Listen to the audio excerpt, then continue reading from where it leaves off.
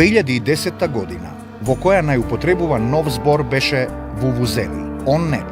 Во продавниците во Кейптаун нема повеќе тампони за уши, кои се најбаран артикл поради гласниот звук од трубите вувузели, кои ги користат јужноафриканските навивачи на светското првенство во фудбал. Утрински весник. Околу 90% од вувузелите доаѓаат од Кина, а една од тамошните фабрики најави зголемување на производството на уништувачот на слух и нерви. Од најмногу бројната земја во светот стигнува глас дека побарувачката за вувузели е се поголема. Facebook руши рекорди. 500 милиони членови. Партиите во Македонија почнуваат интензивно да го користат. Месни комитети, општински комитети, разни здруженија се представуваат на Facebook.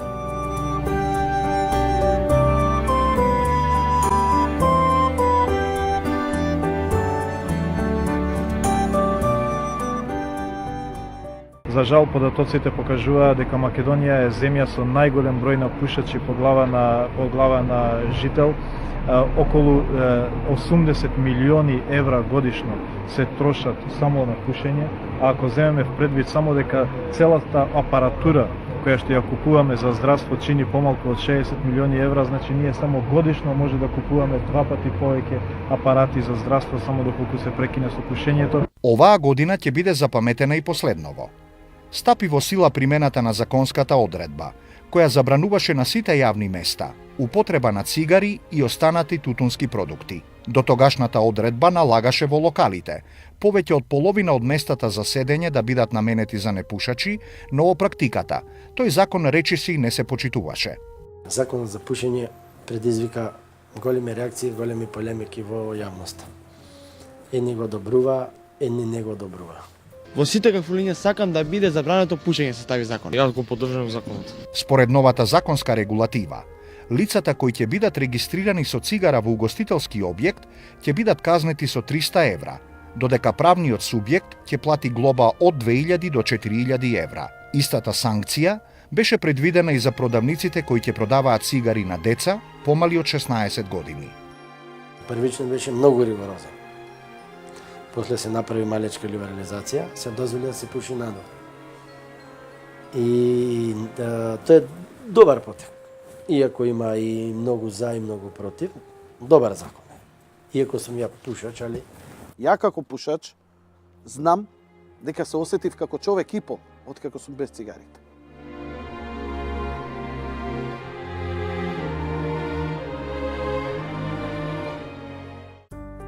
На 4 јануари, македонскиот фудбалер Горан Пандев потпиша 5-годишен договор со фудбалскиот клуб Интер од Милано, што значи дека ова е за него 9-та сезона во италијанскиот фудбал. Дебитантскиот настап за Интер го имаше против екипата на Киево на 6 јануари, во кој Интер славеше победа од 1:0.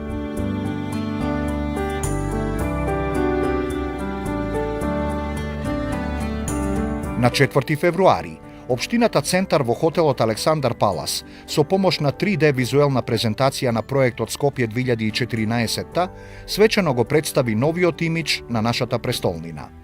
Наменски направен, компјутерски генериран видеоклип, детално ги обелодени плановите за разубавување на централното подрачје, како што се црквата Свети Константин и Елена, фонтана со конјаникот Александар Македонски, портата Македонија или Македонската независност, заедно со новите мостови Око и оној на уметноста.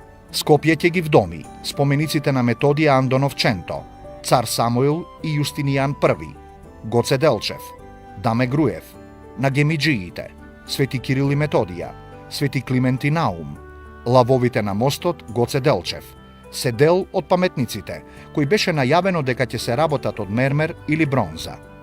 На плоштадот Македонија беше објавено дека ќе има фонтана со споменик на Александар Македонски на Букевал и истата ќе има 6 програми на движење на водата, која навечер ќе свети и ќе дава ефекти во ритамот на различните музички numери. Од другата страна на Вардар пак е планиран објектот на Стариот театар во Скопје и Музеот на македонската борба, како и зградата во која ќе бидат сместени Уставниот суд, Државниот архив и Археолошкиот музеј. Објектите наменети за Министерството за надворешни работи, Агенцијата за електронски комуникации, за јавното обвинителство и финансиската полиција ќе бидат во нивна близина.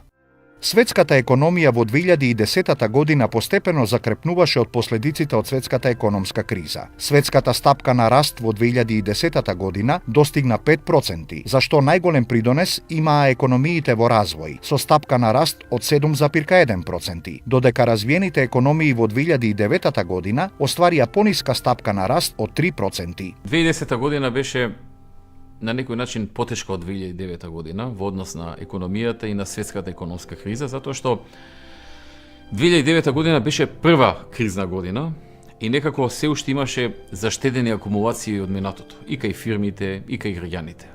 Тие акумулации, тие заштеди се исцрпеа во текот на 2009 година и во втората кризна година, во 2010 година, се појави поголема нервоза меѓу граѓаните, повеќе тешкоти. На некој начин луѓето потешко ја чувствуваа кризата.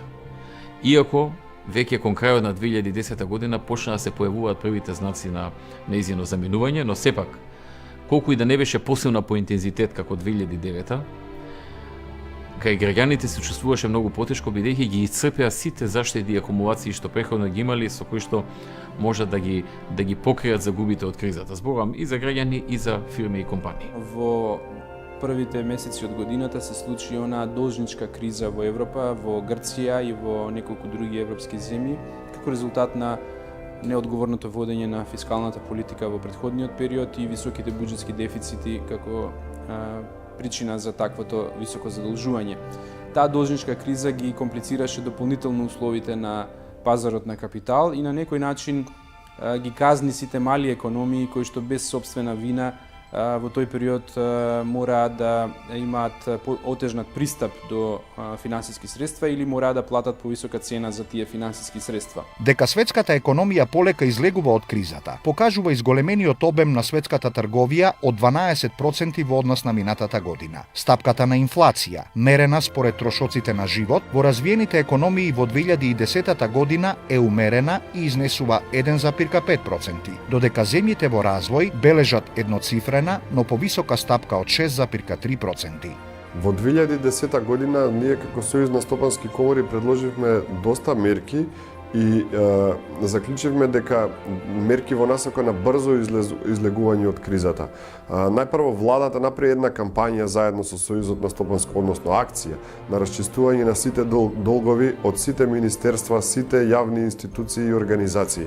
Значи, сите долгови што беа неподмирени во една заедничка акција, бидејќи ликвидноста беше таа што ние како бизнис сектор ја лоциравме како основен проблем и брза и ефикасна реакција за излез од кризата. Со таа акција што се спроведе во октомври, заклучно, значи со почетокот на ноември, се зголеми ликвидноста на компаниите и тоа резултираше да имаме подобри резултати и според заводна статистика ноември, декември и јануар, значи последниот квартал беше со многу попозитивни движења и од претходните 3 квартали. Како потврда на прудентната економска политика, Меѓународниот монетарен фонд и понуди на Македонија можност за користење на 480 милиони евра од новата кредитна линија за предпазливост. Овој нов инструмент е наменет за земји со здрави политики, кои немаат потреба од финансирање, но се соочуваат со ризици што би можеле да доведат до таква потреба.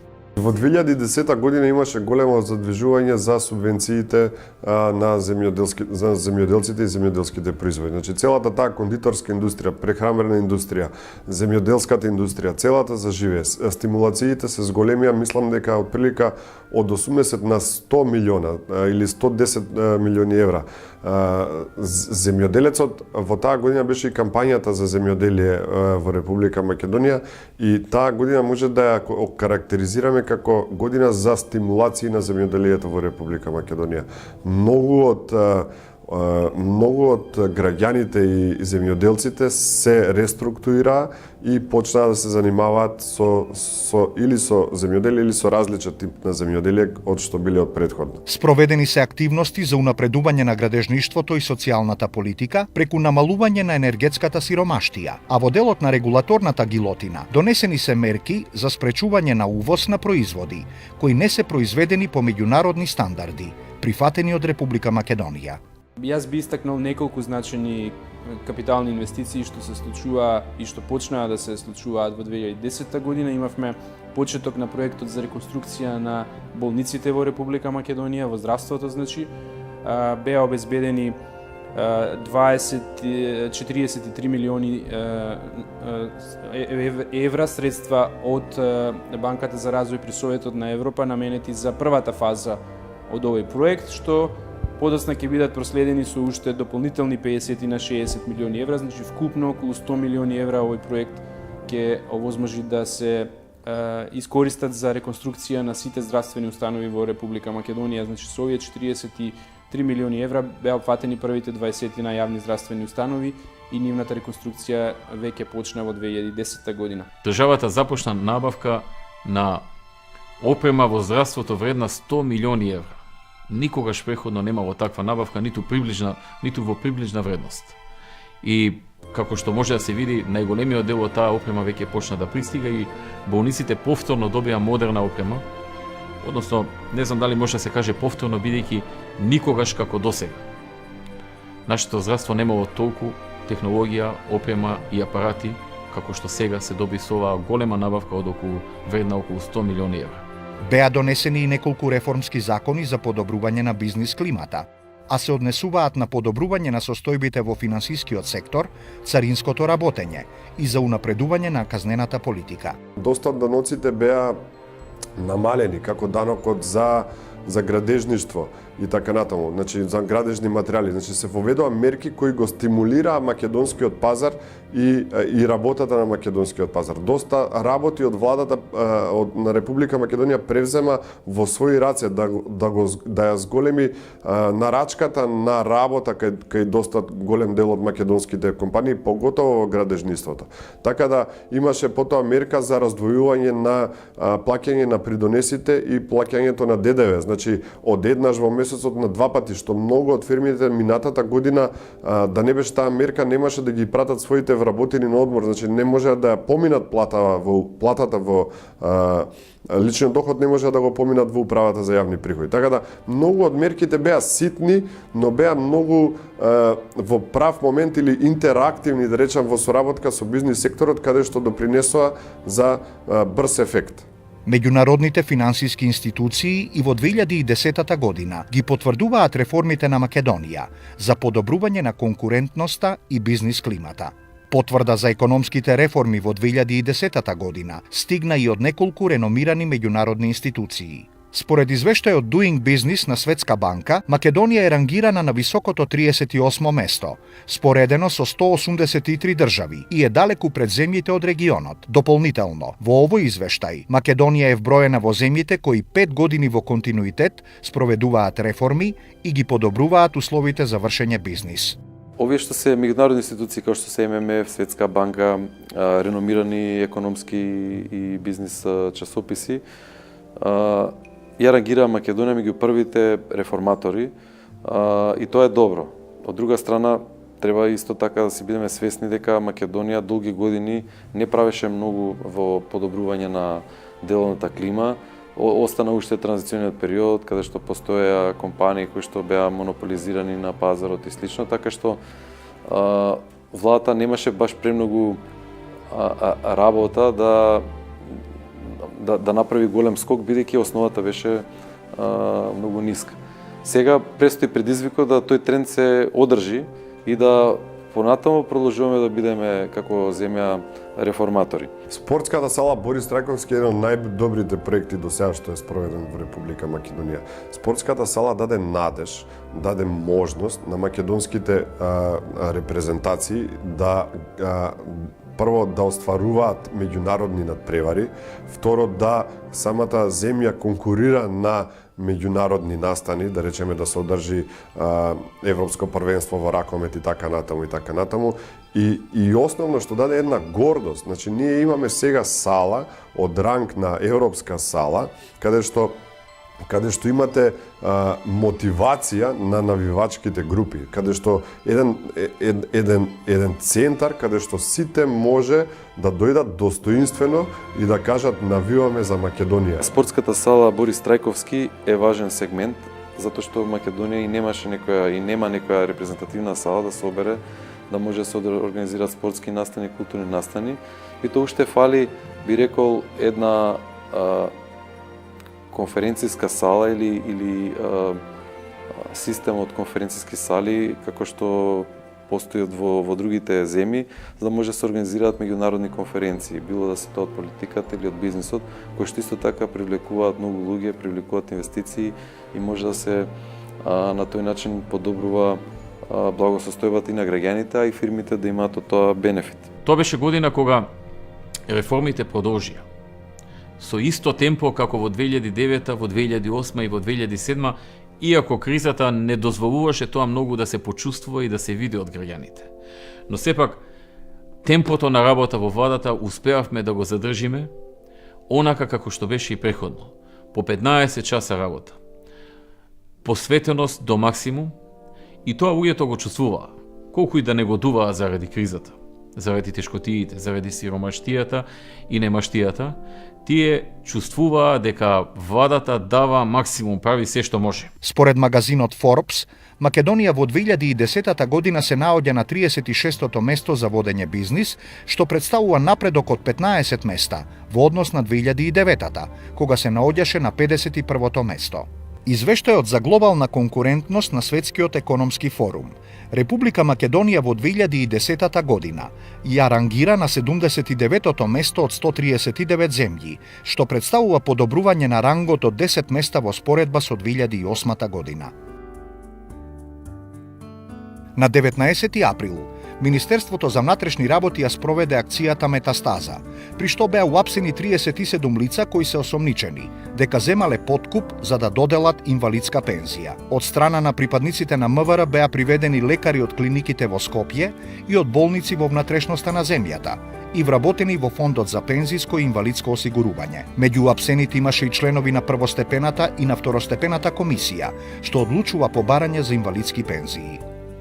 Скопскиот кривичен суд им одреди првично 30-дневен притвор на сите 34 лица, приведени во оваа акција, а МВР информираше дека станува збор за криминал тежок околу 165.000 евра. Начелно сите беа за лустрацијата. Сите партии ја поддржува лустрацијата, зборува за лустрацијата, но реално никој не беше за лустрација. Откако Уставниот суд реши расчистувањето со соработниците на тајните служби сместени во некој од фотелите да биде до 91-та, авторот на законот Стојан Андов, но и дел од стручната јавност ја отворија дилемата како ќе се применува сега законот што остана без горната временска рамка. За истото прашање одговор ќе бара и Комисијата за верификација на фактите надлежна за примена на законот. Демократското просветлување или прочистување на општеството требаше да се случи уште во раните 90-ти години, тогаш кога настанува промена на еден во друг систем. Општа констатација и кај пратениците во сите политички партии, но и кај граѓаните во јавноста, дека е закаснато. Знаете како, тоа е, ние сме меѓу последните земји во Европа што спроведуваме лустрација. Тоа е еден, како се вика, еден процес на прочистување на системот од старите структури. Ефектот од нивната досегашна работа според принципот тргни застани поради различните проблеми со кои што се соочуваа, се добиените изјави од врвот во државната и локалната власт, а пред нив се и куп изјави од судската власт. Има одредени отпор, одредени, да кажам, институции, можда политички партии, не би рекол, него поише би рекол на одредени политичари, кои што даваат отпор на профункционирањето на илустрацијата. Видовме дека од 90-та година наваму, иако постоеше од 91 година нов демократски устав кој што гарантира заштита на човековите слободи и права, никој не успел да стигне до своето право. Никој не успел да се справи со тоа да докаже дека трпел биле кршени неговите човекови слободи права од страна на државата, односно од страна на тајните служби. И убедени дека тој систем на кодошење, полициско кодошење продолжил и после 90-та година со несмалена жештина. Бевме убедени дека мора да се донесе законот и законот да важи до моментот на неговото донесување. И за жал илустрацијата уште не започната, се компрометира. Од институционална што требаше да биде илустрацијата, значи комисија за верификација на факти и тамо да се одлучува да се проверуваат, се префрли на улицата, стана улична илустрација. Паѓа во дворови досиеа, се фалсификува досиеа, сите беа кодоши, не се водеше сметка ниту за приватноста и многу тој процес забега. Добар филм на ДПА во кој сум и јас, изјави министерот за локална самоуправа Муса Џафери, денот како професорот на Тетовскиот универзитет Шпент Љушија исполни како што изјави граѓанската должност, предавајќи ги информациите што ги нашол во дворот за тројца функционери на ДУИ на Комисијата за лустрација. Професорот има некој долг према некој, па мора да ја игра оваа улога и мислам дека јас мојот интегритет и така натаму ќе ја бранам преку институциите. Тој процес ја мислам дека ќе трае подолго, лошо се води, се користи за политичка преспитка меѓу партиите. Оние што се на власт, лустрацијата ја користат за да ја компрометираат другата партија, дека кај нив има повеќе кодоши, меѓутоа од друга страна тие немат желба да се справат или да ги илустрират кодошите кои што се во нивните редови. За жал, кога почна законот, се случи одлуката на Уставниот суд и најважниот период од осамостојувањето на Република Македонија, значи од 91 година па наваму, тие кажа дека донесоа одлука дека лустрацијата не треба да се спроведува, од 90-та година па натаму, затоа што имаме нов демократски устав кој ги гарантира човековите слободи и права. Остро се спротивставуваме на одлуката на Уставниот суд за време на забрана на неколку членови од законот за лустрација, особено делот со кој се намалува временскиот период за спроведување на законот. Велат жртвите на шпионите, поддршка ќе побараат и од политичките партии. Наивно е да се поверува дека инсталациите, структурите и поединците кои вршеа влијание, психолошка и физичка тортура врз нашите семејства преку ноќ престана да действува со стекнување на зависноста. Би упатил апел на Комисијата за верификација на факти да бидат малку поагилни, за да може да се зафати што поголем број на личности кои што треба да бидат лустрирани, да може да се зафати што поголем временски период и у крајен случај што побрзо да се затвори тој процес за да се дојде што побрзо на времето на помирување што треба и да одиме напред. Баш би сакал да видам и тој чудо за таа лустрација. Не верувам дека лустрацијата ќе се истера до крај. Бидејќи ние каскаме, како за све што касно палиме. Пола од Европа, пора од балканските држави, уште 90-тите си го реши тоа прашање. Тоа беше небезболно. Кај нас сега, после толку време, сега лустрација, да се расчисти со едно минато, да се трнат со одредени луѓе, и од целиот тој процес, само еден човек да најде дека е бил соработник кодош, и то за средна школа, мислам дека е смешно. Дека Комисијата за верификација падна на испитот. Мора тој процес да заврши, или да не почнува. Бидејќи како што е трнато, мене ми изгледа лов на вештирки. Ја мислам дека доколку, барем тоа е мој впечаток, не мора да е вистина, вистинит, мислам дека кога би се спровела вистинска лустрација во Македонија, мислам дека Македонија ќе биде обезглавена. Сите институции во Македонија ќе бидат обезглавени и мислам ќе треба да направиме генерален избор за и во законодавната, и во извршната, и во судската власт.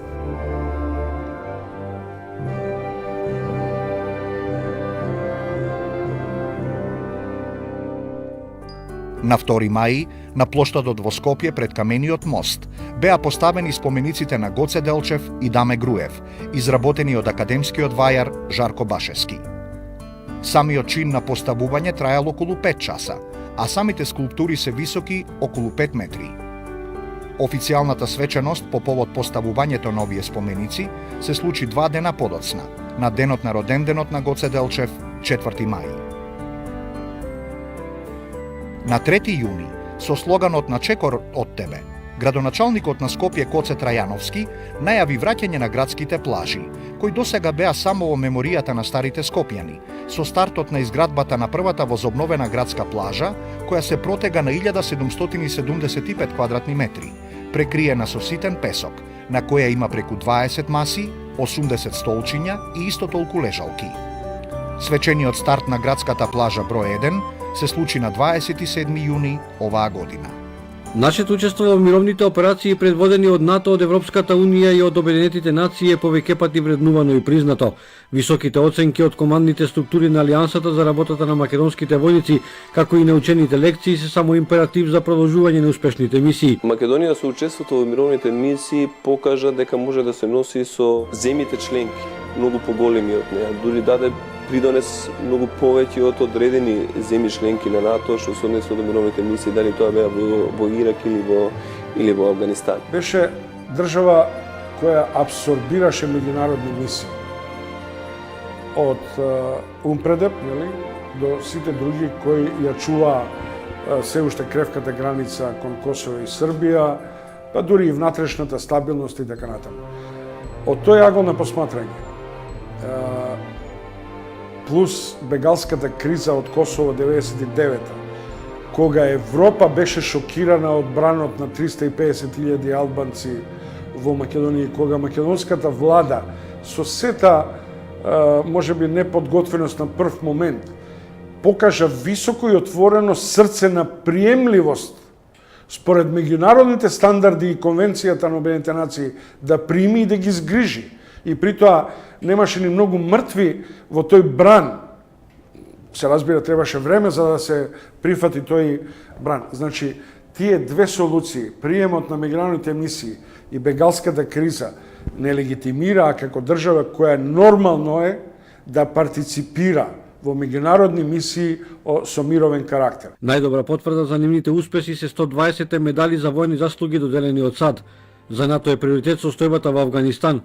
Македонија своето учество во ИСАФ го почна во август 2002 година со испрекањето од 20 офицери како дел од турскиот контингент. На 8 септември, денот на независноста, македонското знаме за прв пат се завиори во Кабул.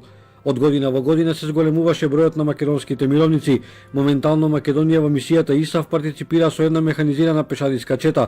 Кон крајот на минатиот месец во Авганистан беше испратен контингент од 79 мина војници во нова мисија, обука на афганистанската армија и полиција. 2010-2011 година бевме посебно мотивирани и посветени на реформите во Министерството за одбрана. Знаеме дека реформите за влез во Алијансата и во Европската Унија се тешки реформи. И овие реформи, кога се во екот и кога доаѓа до одредени пречки, често се повторува една мисла дека реформите се прават за самите нас, а не заради влезот во Алијансата или во Европската Унија. Често пати македонските граѓани зборуваат за какви реформи ние денес зборуваме, кога уште на самитот во Лисабон и на останатите самити Страсбург, Кел и во Букурешт беше кажано дека Република Македонија ги заврши своите реформски активности. Но реформите никогаш немаат крај и реформите ги правиме пред се за нашата армија, за наше добро, за нашите сили, но ги правиме и да бидеме во кондиција со останатите Министерства за одбрана и армии на нашите земји партнери во НАТО алијансата. Македонските мировници се прифатени од сите, од афганистанските власти, но и од нивните колеги од останатите 41 држава кои рама до рама придонесуваат во мисијата ИСАФ. Ова беше потврдено на сите средби кои ги оствари македонската делегација. Нашата единствена алтернатива во овој миг е Европската унија и НАТО. Може би понекогаш сме обесхрабрени, може би ќе се појави некој НАТО скептицизам или евроскептицизам, меѓутоа работите може би не може да се исполнат за еден брз период, но треба да настојуваме да ги исполниме тие обврски кои не чекаат на патот кон Европската унија, кон Алијансата.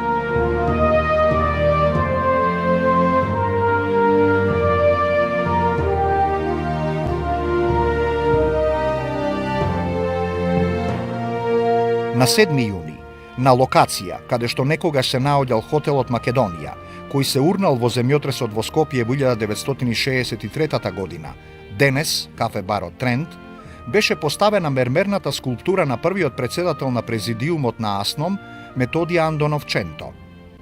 Статуата е тешка 25 тони, цела изработена од Карара мермер и чиј што автор е Димитар Филиповски, а монтирањето на истата траеше повеќе од 6 часа. Ченто е представен во граѓанска облека со мантил и шешир и истиот е исклесан во Италија во галеријата Пиедро Базанти. Кога бил председател на президиумот, Ченто многу често престојувал во хотелот Македонија, па затоа според авторот е одбрана токму оваа локација во близина на плоштадот Македонија во Скопје. Сите хуманитарни организации кои се невладини организации ме номинираа 2 пати за Нобелова награда.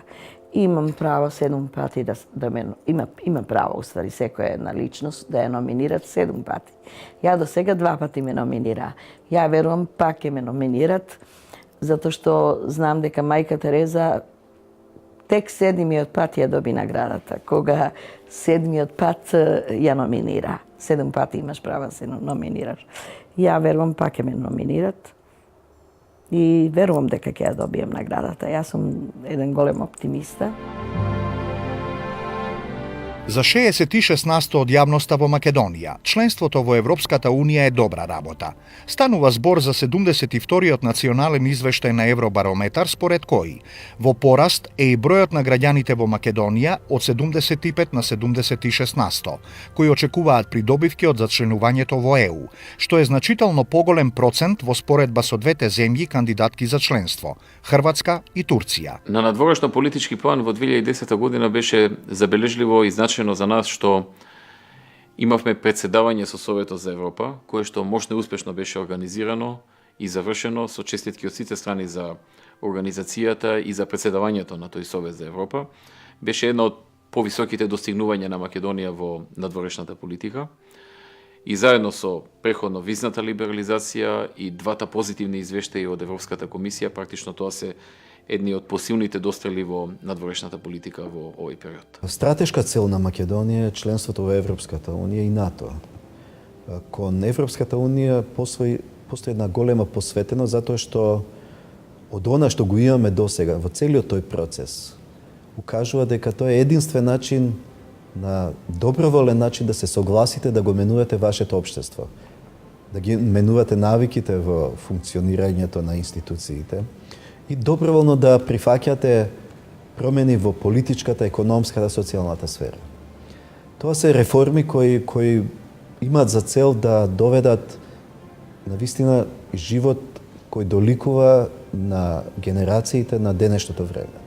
Значи, затоа Европа е многу повеќе од она институционална рамка која ние ја доживуваме преку реформите. Европа е едноставно стил на живот. Но името е тема која и понатаму е многу присутна во медиумите. Филе. Да се реши името за да се одреди датум за преговори. Груевски. Предлогот за фазно решавање на спорот со името неприфатлив за Грција. Желју Желев. Грција води срамна политика кон Македонија. Желју Желев со јасна и директна критика кон официјална Атина. На 19 јануари Грција ги поднесе своите контрааргументи за тужбата од Македонија, а на 21 јануари се случи жестока дебата во Европскиот парламент за спорот меѓу Македонија и Грција. Состанокот на делегацијата на Европскиот парламент, на кој требаше да се подготви мешовитиот парламентарен комитет ЕУ Македонија, заврши со жестока дискусија меѓу германските и грчките европратеници околу спорот за името. Нашиот проблем е во Европскиот совет, каде што одлуките се носат со консензус. И каде поради проблемот на нашиот јужен сосед со нашето име, ни создава навистина една мачна атмосфера. Затоа што веќе со години го имаме кандидатскиот статус, имаме подготвеност за почеток на преговорите, меѓутоа тука сме блокирани. Блокирани на истиот начин како што бевме блокирани за членство во НАТО. И затоа најмногу енергија, најмногу време посветуваме токму на тоа ирационално прашање веќе. Вие замислите во овие 2 години од добивањето на функцијата председател, од 80 до 90% сета енергија на сите средби, сите контакти е се за проблемот на Грција со нашето име. Пристигнува поддршка за Македонија од повеќе страни. Груевски очекува да проложат директните контакти со Папандреу, се надева на промена на грчките позиции. На изборите, кои што премиерот Карамалис ги распиша во септември 2009 година, како што е познато, победи опозиционата ПАСОК и набрзо се формира новата влада на премиерот Јоргос Папандреу, кој што беше и премиер и министер за надворешни работи.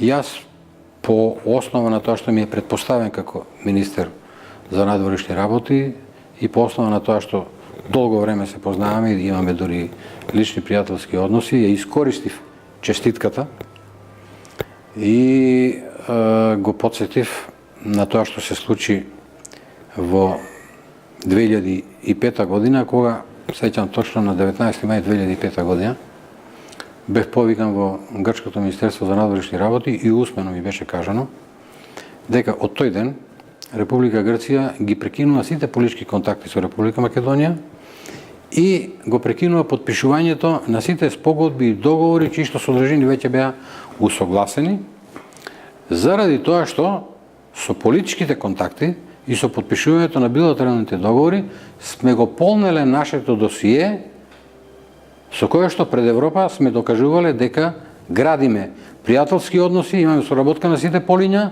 и дека развиваме добрососедски односи. Нешто што тие во тој момент сакаа да го искористат токму во спротивна насока. Тие тврдеа дека не градиме добрососедски односи, мислејќи само на тоа дека под градење добрососедски односи тие подразбираа прифаќање на името што го налага грчката страна, односно подразбира дека не градиме непријателски односи затоа што не го прифаќаме тоа решение. И јас му објаснив дека нашите политички контакти се блокирани од мај 2005 година и дека и за унапредувањето на билатералната соработка на сите полиња и на економски план, каде што имав изваредна соработка со Грција. Грција во тоа време беше на прво место по странските инвестиции, трет наш економски партнер по трговска размена и така натаму. Единственото решение го гледам во отпочнување на еден циклус на директни контакти на нашите највисоки раководители. Новина беше тоа што кон крајот на 2009 година по доаѓањето на владата на Папандреу започнаа директни разговори на ниво премиер со премиер и министер за надворешни со министер за надворешни, плюс оние разговори кои што се водеа во рамките на Обединетите нации. Европската Унија поактивно да се ангажира во решавање на македонско-грчкиот спор за името. Папандреу. Во разговорот, како што информира владината прес-служба, стана збор за повеќе прашања од меѓусебен интерес, а двајцата премиери разменија мислења и за економските состојби во двете земји, како и за други прашања од билатерален и регионален карактер. Тие контакти, тие настојувања генерално ја подобрија атмосферата меѓу двете држави, бидејќи кога има толку зачестени средби, се испраќаат и позитивни пораки и генерално ја подобрија севкупната клима, политичка клима помеѓу двете земји, иако не резултира со изнаоѓање на решение за проблемот за името, затоа што Грција и понатаму имаше исклучително тврди ставови, многу блиски на оние на владата на Караманлис. Друцас тврди дека Атина сака решение за името, но со географска одредница и ерга омнес. Нимиц. Во Скопје видов сериозен и конструктивен пристап за решавање на името. Европските интеграции навистина се прифатени од сето население. 90% од нашето население го прифаќа тоа затоа што знае дека нема тоа да го промени преку ноќ животот, меѓутоа ќе го направи животот посигурен, ќе го направи по-благопријатен, ќе донесе една поголема сигурност и ќе донесе кај граѓаните чувство на припадност на пошироката заедница, кон Европската Унија, каде функционират европските институции. И тоа е тоа што не мотивира постојано да наоѓаме начини како да најдеме решение за овој проблем што постои. Веројатно, согледувајќи историјата на политиката, на политичките односи, на меѓународните односи, проблемот секој пат се решава кај што настанал. Значи, овој проблем настана во Република Грција и Република Грција треба да биде ангажирана да се дојде до решение. Сите очекуваат ние да го понудиме решението, ние да најдеме решение. Ние тоа го правиме, меѓутоа сепак чувствуваме дека не постои една иста мотивираност и од другата страна. Затоа што Грција не трпи ништо од ова што нас не блокира. Ние ги имаме сите последици. Нашите граѓани ги чувствуваат последиците. А каква е ситуацијата во Македонија? 65% од македонските граѓани не се за промена на името, во замена за влез во НАТО, покажува анкетата на Институтот за демократија Societas Civilis, спроведена на барање на Министерството за одбрана. Анкета на Дневник. Мнозинството граѓани се за прекинување на преговорите за името. Повеќе од половината граѓани сметаат дека Македонија треба да ги прекине преговорите со Грција, а 52% се против каква било географска одредница, дури и доколку таквото компромисно решение го гарантира идентитетот и членството на Македонија во НАТО и Европската Унија. Добивањето на датум ништо не може да ја ускрати на Грција. Тоа е само момент кога можеме да ја фокусираме нашата енергија кон почеток на преговорите. А преговорите се вистинскиот пат кон Унијата. Тогаш вие го покажувате целиот ваш потенцијал, тогаш функционираат вашите институции во остварување на сите обврски и тогаш државата го живее европскиот дух.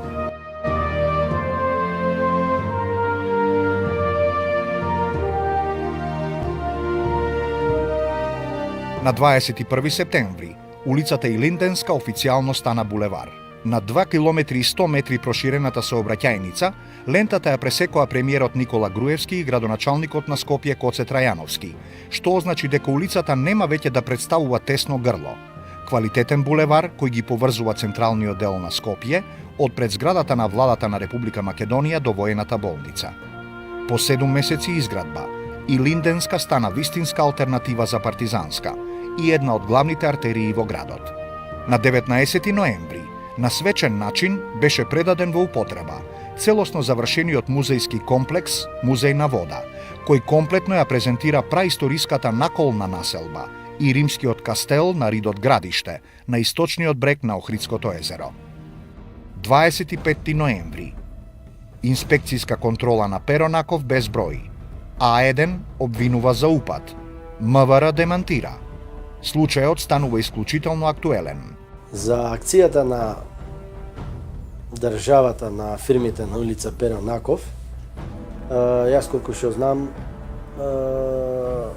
истрагата е завршена и треба да почне судењето. Обвинет тамо собственикот Велија Рамковски, управителите, обвинети се за, мислам, 3 дела за перење на пари, за злосторничко здржување и за затајување на данок. Груевски. Случајот со А1 телевизија е злоупотреба од СДСМ и опозицијата.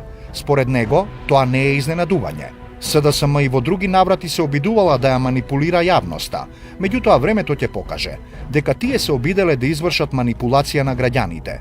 истакна премиерот. Црвенковски истакна дека Македонија е киднапирана држава од еден човек и од неговата фамилија, а 2 милиони граѓани според него се заложници, изјави Црвенковски и додаде дека таквата заложничка драма конечно мора да се реши, зашто одлуката била во рацете на граѓаните. Во ВМРО ДПМН смета дека се згрозени од активностите што ги презема СДСМ. Социјалдемократскиот сојуз според нив очигледно е дека се обидува да злоупотреби и да стопира легитимна активност на управата за јавни приходи. Би сакале да демантираме дека станува збор за активност на Министерството за внатрешни работи.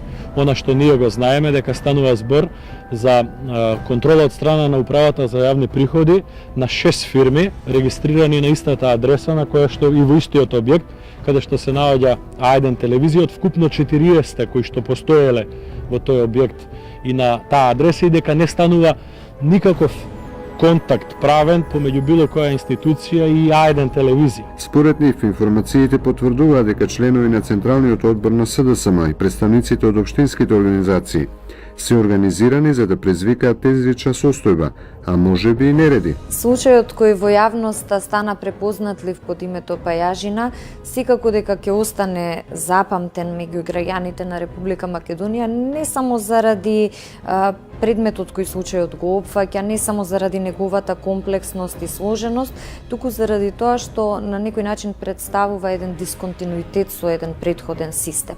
Ако во минатото кај дел од луѓето, кај одредени структури постојал впечаток дека има фирми кои треба да бидат контролирани и има фирми каде што институциите на системот едноставно никогаш не може и не смее да влезат. Перфидното сценарио што пред 6 дена го гледавме на Перонаков безброј, својата премиера ја доживеа уште во 2006 кога Бучковски беше македонски премиер. Единствената разлика е што тогашната опозиција не застана во одбрана на криминалот како што го стори тоа актуелната опозиција пред 6 дена.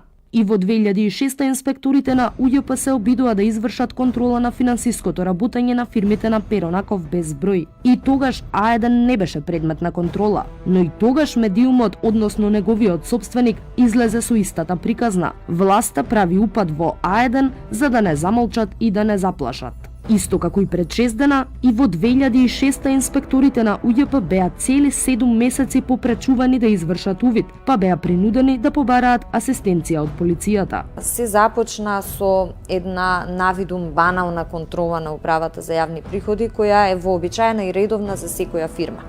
Меѓутоа, самиот факт што кај управителите па и сопствениците и вработените во фирмите кои беа предмет на контролата се јави отпор и инспекторите беа оневозможени да ја работат својата примарна работна задача, создаде една атмосфера на сомнеж дека можеби нешто не е во ред. Управата за јавни приходи констатира даночно затајување и двојно книговодство во фирми на Перонаков безброј. Управата за јавни приходи отвори еден од двата сефа запленети при претресот на Перонаков. Кеш не видов ја никаков, меѓутоа не знам што ќе можда во папките, пликовите, можда се најде нешто. Не е ништо страшно тоа, меѓутоа она што го видовме се работи за папири, за документи, некои клучеви таму. Нормални работи што во секој сеф, во секоја благајна се наоѓаат. 23 декември 2010. Приведени Велија Рамковски и управители на фирми од Перонаков безброј. Директорот на Управата за јавни приходи Горан Трајковски пак изјави дека кај 11 правни лица се констатирани и има материјални докази за нелегални приходи од 16 милиони евра, за кои не е платен данок во вкупен износ од 4 милиони 120 илјади евра во периодот 2005-2010 година. Оние пари што гледате што ги манифестираме, тие се пари што ми ги платиле кеш ВМРО за реклами. Повеќе од 4 милиона евра имат рекламирано на телевизијата. Немат повеќе од 100.000 евра легално платено. Ние се соочивме со една ситуација каде што полициските службеници, даночните службеници, припадниците на финансиската полиција беа принудени да работат, да функционираат под еден исклучително голем притисок од медиумите, заради тоа што нивната работа беше буквално снимана со камери за цело време додека се случуваше контролата, односно додека тие ги извршуваа своите службени действија во фирмите на Перо Наков безброј. Некој ќе рече притисокот е голем, може да се направи грешка и јас ќе се сложам со тоа. Меѓутоа, од друга страна и добро е што камерите беа постојано вклучени и практично целата јавност можеше да види дека и полициските службеници, и даночните службеници, и припадниците на финансиската полиција, и сите оние инспектори од различни инспекторати безпрекорно ја завршија својата работа, дека ниту еден од нив, ниту за момент не излезе надвор од своите овластувања и дека беа испочитувани сите процедури кои ги налагаат законите и кои ги налагаат процедурите на постапување во вакви конкретни случаи, како што беше случајот на Перо Наков безброј.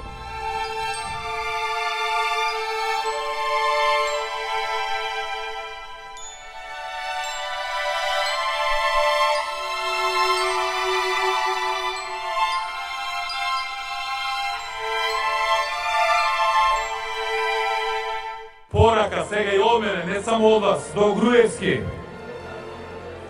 Биди барем еднаш одговорен пред сопствениот народ. Прифатија оваа подадена рака. Искористија оваа можност. Не дозволувај гневот и револтот на граѓаните на Македонија да се излее по улиците. Ајде да одиме на избори! По барањето на СДСМ, предвремени избори остануваат во игра, но кога не се знае. Речиси цела година, сите се подготвени за избори, уште од јануари. 2010 година, користејќи ја светската економска криза, СДСМ почна пожестоко да врши притисок врз владата, да ја напаѓа, да ја обвинува за се и се што. И тоа беше проследено и со почеток на барање на предвремени избори некаде есента 2010 година, кое што резултираше со еден голем митинг во Скопје, што организираше СДСМ. Премиерот ексклузивно за CNN рече: избори нема да има засега. Но зошто никој не му верува? Веќе се активирани локалните штабови на ВМРО ДПМНЕ, кои се активираат исклучиво само за време на избори, рече Тито Петковски, председател на НСДП. Избори ќе има. Ние мислиме дека оваа година ќе има и ние се подготвуваме, додаде Петковски. И другите партии на големо се подготвуваат за тоа. Јово Манасиевски во интервју за Утрински вели: политичката логика водела кон нови избори на лето или на есен, и ЛДП како партија веќе почеле интензивно да се подготвуваат, а до крајот на месецов дури и изборниот штаб ќе го формирале. Избори треба. Со последни политички случувања се евидентно е дека избори треба да има. Но сега тука е политичките игри. Прво опозицијата бараше предвременни избори, направи протестен марш, дигна, народ повикуваше. Власта не сакаше избори. То некаде декември, мислам, беше. Не сакаше избори, бидејќи требале да ги спроведат сите проекти. Ние сметавме дека е прерано за тоа, затоа што бевме многу фокусирани на реформите, на антикризните мерки, на убожувањето на светската криза, на чекорите и на ветувањата што ги бевме дале кон граѓаните. Се состанавме во ВМРО ДПМНЕ, дискутиравме, се консултиравме и со коалиционите партнери и одлучивме да не ја прифатиме таа понуда за предвремени парламентарни избори. Ујрум, додиме на избори. Распишете предвремени избори утре. Па тресе Бранко. Ајде додиме на избори. Откако условно да кажам не можеше и не се успеа да се вовлече собранието во одредена криза со инцидентот, се продолжи условно да кажам со нервозата која што се внесе во собранието на Република Македонија од опозиционите партии и од нивна страна беше побарано да има предвремени избори. Ако опозицијата ви излегува со став дека ова влада е ненародна, единствен начин да се провери тоа е да се оди на избори и граѓаните да си го кажат сопственото мислење. Време е опозицијските партии да се вратат во собранието, да го воспоставиме или обновиме политичкиот диалог и да се обидеме заеднички да дадеме одговор на сите поставени прашања. Меѓутоа, ние тогаш направивме друга математика. Видовме дека со таквиот начин однесување на СДСМ, почнува да губи државата. Почнува да се нарушува имиджот и секако сето тоа ќе се рефлектира во наредниот извештај на Европската Унија, кој што во овој период е исклучително значаен за нас. И тогаш неочекувано за СДСМ и за нивниот блеф, ВМРО-ДПМН одлучи да оди на предвремени избори. Тоа малку опозицијата мислам се оплаши. Зошто ова избори се бара? И се целата игранка и сите овие случувања се за подобра стартна позиција за изборите. И она што беше најсмешно, откако кажавме дека сакаме да одиме на предвремени избори, СДСМ почна да изнаоѓа 300 причини за да нема предвремени избори. И дури кажаа дека сега па ќе ги бойкотираат предвремените избори, доколку не им се исполнат некои нелогични барања. Првиот чекор, синување на блокадата на сметките на А1, Време, Шпиц и КОХР. Потребно време за овој чекор е толку колку што може да трае еден телефонски разговор на Груевски или Маневски, се разбира свртен на вистинскиот број. Знам дека Груевски на ова ќе одговори дека судството е независно и дека тој нема намера да се меша во неговата работа. Така и би требало да биде. Но, господине Груевски, вие веќе грубо се замешавте со вашата политичка одлука да ги затворите овие медиуми.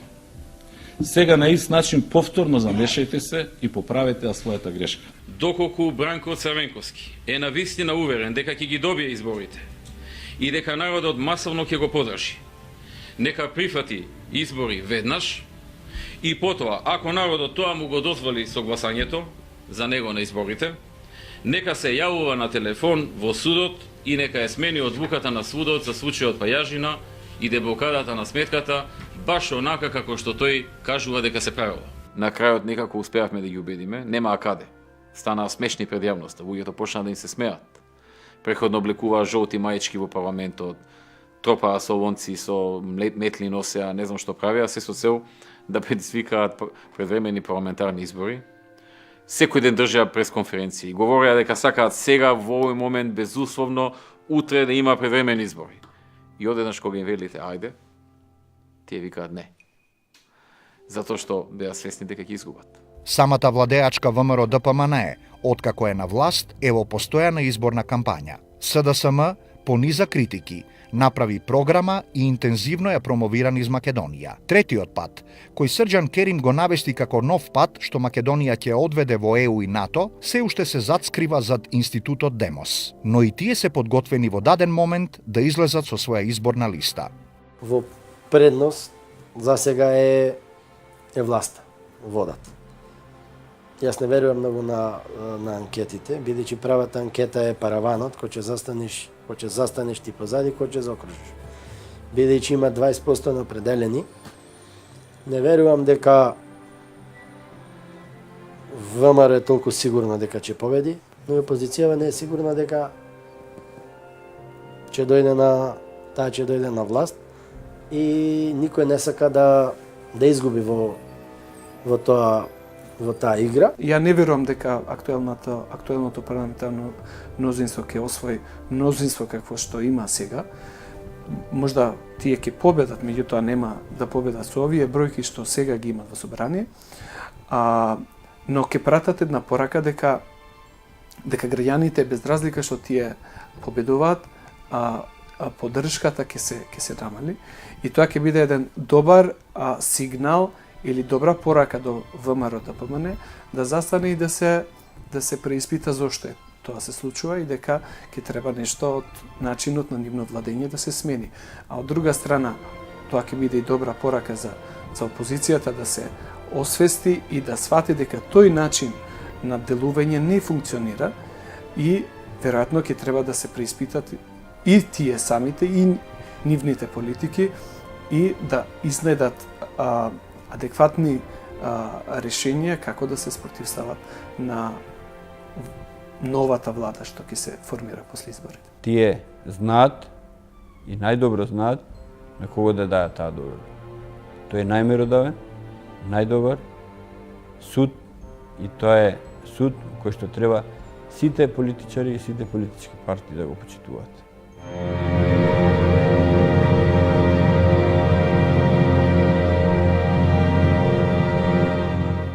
На 28 декември почина Атина Бојаджи, македонска маратонка во пливање. На 11 годишна возраст успеала да ги собори сите македонски рекорди во пливање на кратки патеки, во слободен стил, делфин и други. Атина стана светски шампион во маратонско пливање во сладки води на Охридскиот маратон, одржан во 1962 година, кога имала само 18 години, со што до денес останува најмладиот шампион на Охридскиот пливачки маратон на сите времиња.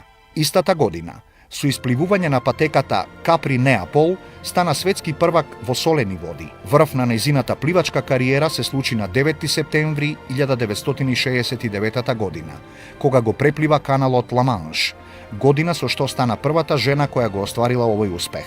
Во чест на овој подвиг на Атина Бојаджи, во 1975 година, режисерот Александар Ѓурчинов го сними филмот Исправи се Делфина, со Неда Арнерич во главната улога. Јас не му припаѓам никому.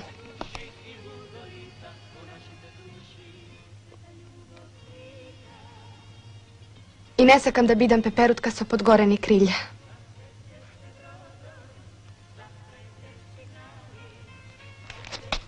Ти благодарам, Петко.